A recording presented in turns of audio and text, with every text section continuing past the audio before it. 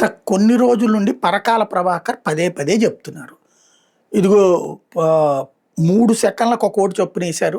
తద్వారా పచ్చి మోసం జరిగింది ఆంధ్రప్రదేశ్ ఎన్నికల విషయంలోని. తెలుగుదేశం నోరు మీద పట్ల, ఎన్నికల సంఘం నోరు మీద పట్ల, ప్రభుత్వం నోరు మీద పట్ల, పబ్లిక్‌లోకి అదే డీప్‌గా వెళ్తుంది. ప్రతిదానికి ఉన్నదానికి, లేని దానికి, అయిన దానికి, కాని దానికి ప్రెస్ మీట్లు పెట్టి పొద్దునుండి రాత్రి దాకా సోషల్ మీడియాలో విపరీతమైన పోస్టులు పెట్టేటటువంటోళ్ళు, లేదా అరడజన్ మీడియా కూర్చుని పొద్దునుంచి రాత్రి దాకా డిబేట్లు చేసేవాళ్ళు దీని మీద ఎందుకు మాట్లాడట్లా? ఎందుకు అక్కడ సరైనటువంటి ఆన్సర్ చేయట్లా? ఎందుకు కౌంటర్ చేయలేకపోతున్నారు? అంటే తప్పు జరిగిందని ఒప్పుకుంటున్నారా? ఈవీఎంలు మేనేజ్ చేశారని ఒప్పుకుంటున్నారా? రాత్రిపూట్ల తేడా చేశారని ఒప్పుకుంటున్నారా? లేకపోతే జనం పట్టించుకోరు అనుకుంటారు? ఖచ్చితంగా పట్టించుకుంటారు. అది ఒక వైఫల్యం అన్నటువంటి దానికి వాళ్ళు సాకు ఎతికారు. ఆ సాకుకి కాదు ఇది అన్న లెక్క చెప్పాలి కదా.